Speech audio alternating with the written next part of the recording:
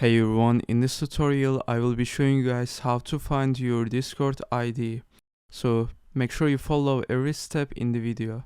So what you need to do is, at the bottom left you will see your user settings option. Click on that. And then in here scroll down. And then you will see the advanced option. Click on this one. And then in here you can see your developer mode.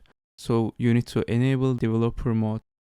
Click on this and then go back, and then in here you need to go at the bottom left. You will see your profile, so click on your profile, and then you will see copy user ID. So you can basically click on this one, and then you basically copied your ID, and then when you paste it you will see your Discord ID.